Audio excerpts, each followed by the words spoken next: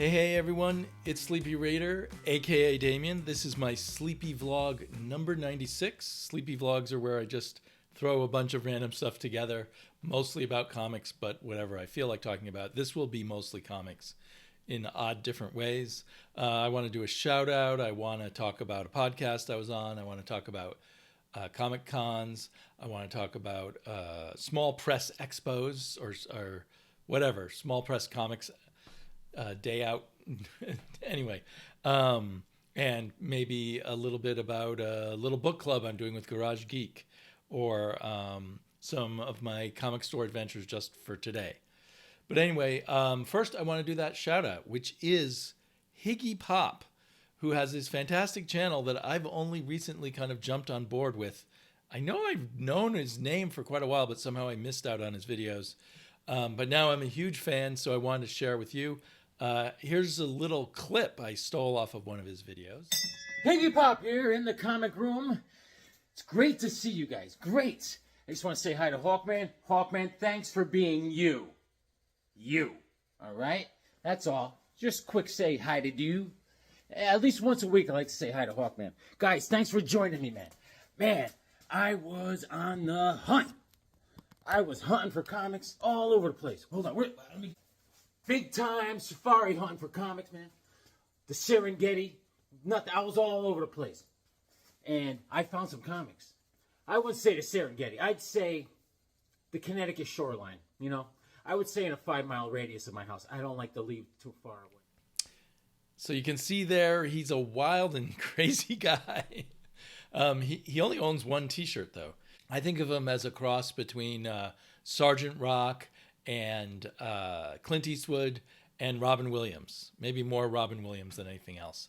But he is so funny and has great taste in comics, and I just enjoy every video of his I see. They're long, kind of like a lot of my videos, so I often have to watch them chopped up in bits, so to speak. But anyway, well worth checking out. See if he's your kind of thing, although you may already know all about him and discovered him before I did. I was on a podcast called Meanwhile at the Podcast. I've been on it before. I was an emergency co-host or guest on the show because the other regular co-hosts weren't free. And George, the kind of showrunner of that podcast, gets a podcast out every Saturday, no matter what. He's been doing it now for hundreds of years worth of podcasts. It's incredible. But what we talked about were two small press comic book, what do you call them? Expos, whatever, sort of afternoon long events where you could meet a lot of different creators of very small presses. So the first one I went to was called the the Artist Alley Festival. And that was kind of the lower key one. The admission was free. I thought you'll hear more about it on the podcast. So I just want to show you some of the books that I got there. Not all of them because I'm disorganized, but there's a bunch. I got a bunch by Scott Hazelwood, who has an excellent YouTube channel. He doesn't do enough videos, but he had a bunch of books, and he's working hard on constantly improving as a comic book artist.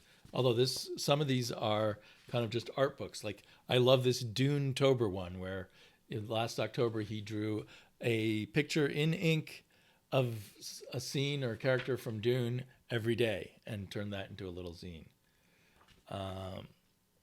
And then he also has one called Escape from Wrestle Planet. And I know he has a new comic out, which he was selling at Rose City. And I had a bad cold for the Friday and Saturday of Rose City and did not go to most of the con. And so I missed out on grabbing that from Scott, but I'll get it some other time. Another creator that was at the Zine Fest was this person called Conklin, who seems like quite the character. Asexual, Things I Did Before Realizing I Was Asexual, and Bad Atheist, a zine by Conklin. Conklin has very basic kind of art. But anyway, it was interesting. They are out there doing things. My camera wants to swivel around. There's another artist that did this thing called Chaos Trio. Sadly, I've been so busy I haven't read any of these zines yet, or just about none of them. David Chelsea, who I consider kind of a minor or major star of the burgeoning '90s autobiographical comics scene, was there, and I guess he's done a lot of these 24-hour comics challenges, and he's published a bunch of zines of them. This one was this is a little one, publishing 2 of them that he did, and then he has a whole hardback book, which I don't have in front of me, but I did buy of it, and it was kind of a thrill for me to meet David Chelsea. He looked a lot like the David Chelsea in the comic book he did 30 years ago, so he's aged well. So then the other show, I think, was called Permanent Damage, and it was a higher level, you might say, small press show, at least on average. Maybe I don't know how to characterize it exactly, but anyway, it was more intense, and there were more people showing, and you had to pay, what was it, $2 to get in, or $5? I can't remember. I think it was $2. But there was a lot of cool stuff there. One of the things I got was this fold-out comic, which is a journey into hell. So that was cool. This person prints up and cuts out his own comics. Let's see if his name is on here. I can't immediately find it. Yeah, but the comic is called Little Brothers Andy Goes to Hell, number 666. So I got another 3D comic by him, but I can't show everything. Here's a comic by a very talented young lady, I believe, who I really liked her art. I haven't read this yet, but a friend of mine who went to the cons has already read it and said it was very good. This one was kind of cool. I think it was Scott Hazelwood, in fact, who pointed it out to me. It's called 666 number 3. The theme is money this time, and there's 6 panels on each page. Each of the 6 creators gets 6 pages, and there's 6 creators, so 666.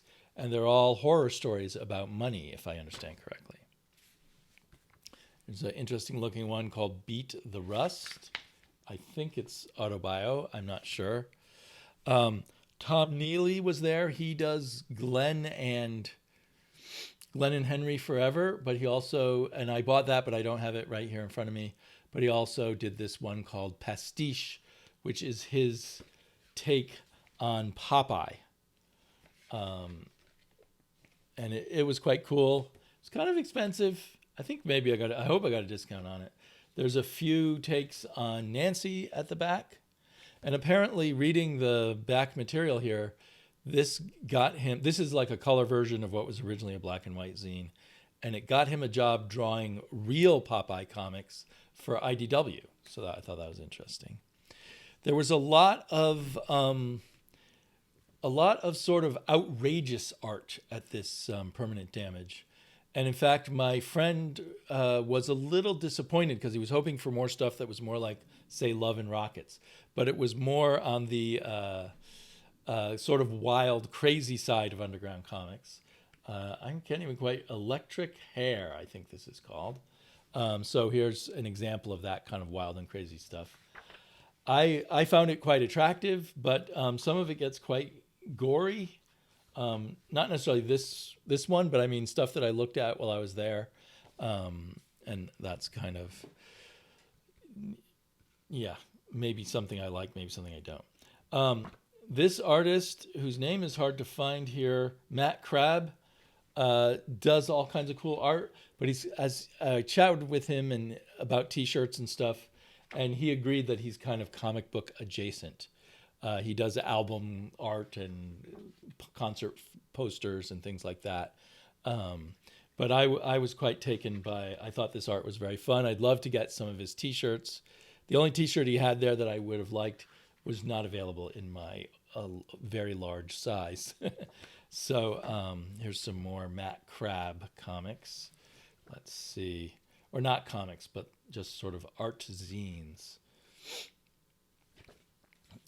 Another thing I bought was The Real Folk Blues, a Comic Bebop fan book.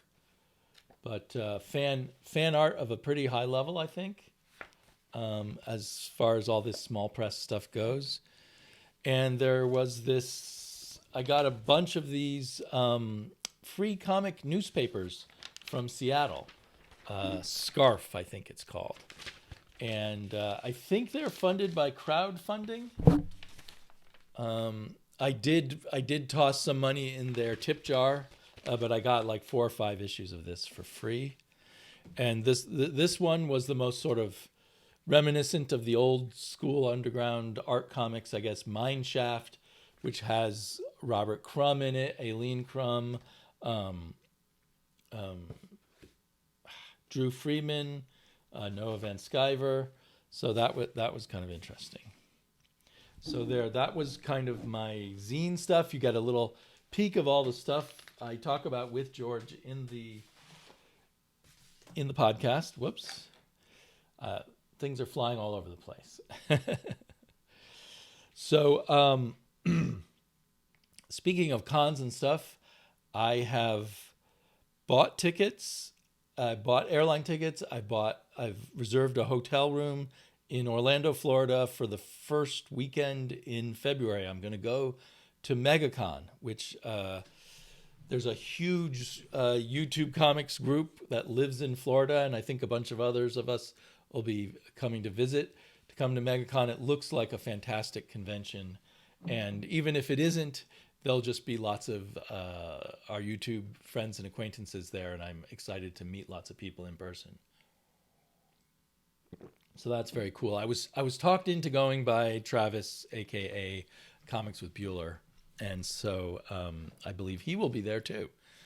He can't say enough about going to MegaCon, so he got me there. But I'm excited for the trip. And so this past weekend was Rose City Comic Con, and I was gonna go. I had a pass that John Stout gave me, and at the last minute, I came down with this cold that just kind of zonked me for about 2.5 days. And in the end, I only went to the last 2 hours of the con. And I contacted my friend Eric, who does a podcast called Long Box Review, and said, hey, can we meet up? Last minute, I can make it to the con after all.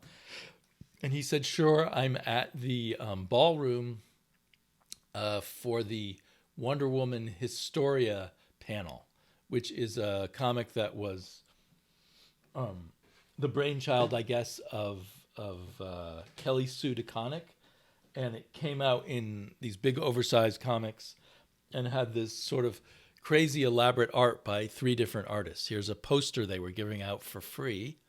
I happened to have one of these thingamabobs here to put it in so it didn't get damaged. I have to say the panel wasn't really my thing. I love the artwork in Wonder Woman Historia. I'm not sure I followed the story very well. There's something about Kelly Sue DeConnick's writing that doesn't work for me. It was weird seeing a comic book panel in a giant ballroom with giant screens on either side of the stage.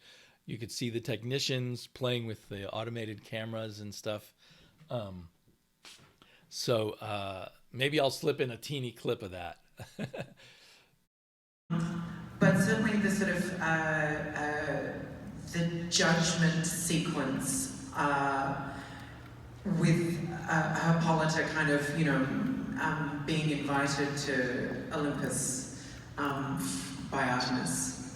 That sequence sort of, there was essentially a little bit of a panel breakdown, and Kelly Sue had done this sort of very cute sort of thumbnail of it was really just more, I think, for you to sort of work out that it sort of made sense that there was sort of a sequence to this because it needed to feel a little bit abstract. Yeah, none of it made a lot of sense to me. It was like they were all celebrating how great this comic was, but there wasn't the context or something. I imagine it was the fault of the person running the panel. But, and of course, it's just subjective. Often people running the panels aren't asking the questions I'd like. And the only other thing I had time for is as I was zipping through the Artist Alley, I saw Ron Randall, who had recently kickstarted the second volume, second hardback collection of his Trekker comic. And I've chatted with him before at cons, and I really like him. And I went up there and I noticed he had this huge box of original art for sale. And I thought, cool, I collect original art, and I haven't really bought art from someone at a con, and these prices look pretty good. So then I had to run off, find a booth that was selling these selling these protective things so I could put the art in.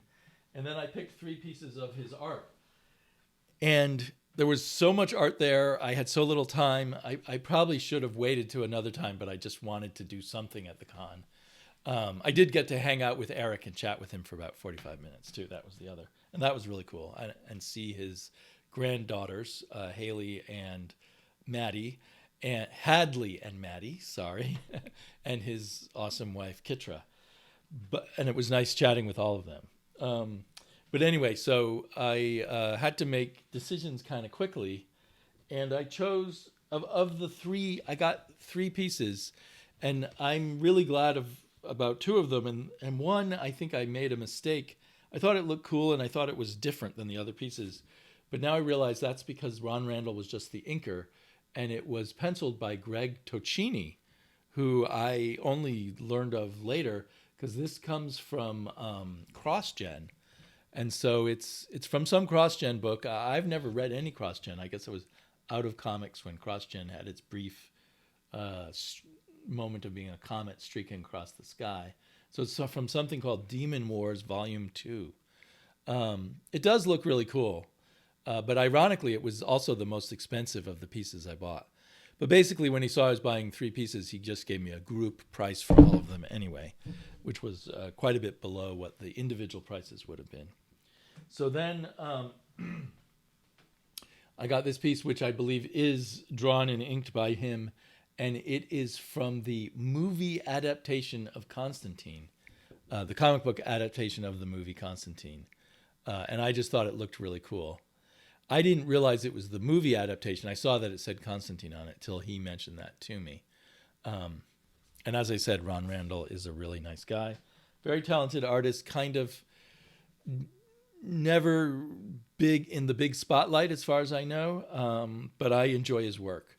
And then my favorite piece comes from Dark Horse Presents number 137, The Ark Part 4. So I have to dig up. I'm sure I have read parts of this in Dark Horse Presents, but I don't remember it anymore. But I just love this page. And ironically, in terms of the prices, this was by far the cheapest page. But this is my favorite, actually, and I love like seeing the zipatone and the intense inks and the lettering on the board. Always prefer that. So that was really cool. So I don't know. It probably wouldn't make sense to buy original art at MegaCon, but maybe there'll be opportunities for that. Ron Randall, probably because he's been doing it a long time, and these were pieces that I haven't sold before anyway, at very reasonable prices. Sometimes I think when artists are selling their own work, sometimes the prices seem a little on the high side, or when they're selling them, anyway, I don't know because I haven't looked at cons, but when they're selling them with dealers, artist representatives online, they often seem kind of high compared to the prices I get on heritage.com.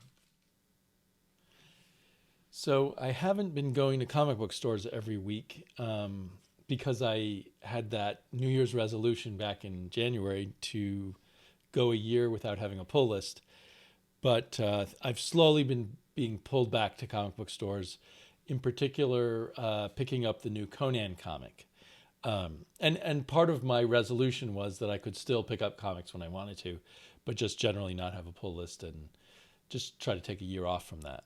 So Conan number 3 was out today. And also I saw mention, I think on Robbie's channel, that a new Usagi Yojimbo comic was out today, a number 1 of a new miniseries. So I wanted to get those. So I went to my regular comic shop and Conan had not come in, but they did have the Usagi, so I picked that up. And it's now $5 from Dark Horse now, switched over to Dark Horse, still in color. I was wondering if they would keep to the color format, because when Usagi was last at Dark Horse, it was in black and white. And when it switched to IDW, I always assumed part of why IDW was able to get Stan Sakai was with the promise of doing him in color. And I think they've said that there's now a Stan Sakai kind of label at Dark Horse. Dogu Publishing, perhaps. Oops, it was in focus and then the camera defocused. Dogu Publishing, or Dogu, I don't know how to pronounce that. Has a little chibi looking thing over it. So I guess that's his publishing. I wonder what else will come out besides Usagi under the Dogu label. It feels pretty thick. The I don't know if are all Dark Horse comics now $5 a piece. Sigh. It's hard to take these price raises, although I guess it makes sense. Everything's become more expensive since they went up. I still, in my mind, feel like comics should be $2.99, and of course, only Spawn is $2.99. But while I was at it, because I heard it mentioned also by Robbie, I picked up Rumpus Room because it's a new comic from Mark Russell. My daughter and I enjoy reading some Mark Russell comics together. I don't know if this will be kid friendly or not, or teenage friendly. It says rated M, so I'll have to see. Interesting cover. Usually I'm a little leery of AWA comics, but anyway, I thought I'd try it. See, that's what happens when I walk into a comic book store. It's really hard to not buy a comic book. So then I went down to this other comic book shop. I might call it the politically correct store, Books with Pictures, and it turns out they don't get Conan. Maybe they think none of their clients would like Conan. They offered to order it for me, but I said, nah, I'll just go to another shop. I want to read it today. And so then I went to the third shop that's in my neighborhood, and they hadn't gotten any comics in. And this is the weird case of Excalibur Comics that constantly is not getting their shipments in. And there's all kinds of rumors of what's going on, or are they going to go out of business, or anyway, they said it was coming in soon, but they didn't give me a specific time. And I'm like, well, I don't have time right now to drive to the further away comic book stores. But I meant to say, when I was at Words with Pictures, I saw this periodic table of DC, and I immediately thought me and my daughter would have a lot of fun reading this, perhaps goofing on it. It's a very full book in terms of character profiles of many, many DC characters under this kind of lame idea that they're part of a chemistry periodic table. Ironic, or not ironically, but just by chance, my daughter is taking chemistry right now in high school. But there's no connection to real chemistry in here. But she and I both love the trivia of the DC universe. So hopefully that's going to be fun. And then they had a 30% off table, which included this. It had a couple of omnis I was tempted by, but I only picked up one. This Fantastic Four Jonathan Hickman Omnibus Volume 1. And I'm pretty sure this is out of print. I haven't, because I've been looking to get it, and all I could find was Volume 2 online. So I didn't want to buy Volume 2 without Volume 1. Now I have Volume 1, so I'll go to In-Stock Trades or something and get Volume 2. This was one of my favorite sort of modern Marvel comics runs. I guess it's not that recent anymore, from 2010 or something like that. So yeah, I failed to get the Conan, but then I looked on Hoopla, and for some reason, Conan #3 is already available to me and to anyone in my library system for free on Hoopla. So I guess I'm going to read it that way, and hopefully eventually I'll stumble across a physical copy. But originally I thought I was going to read that and Usagi and add that to the pile of the few other comics I've read lately and do a comics thoughts video. But I'll do that in a few days. So thanks for joining me, and I will talk to you all soon. Bye-bye.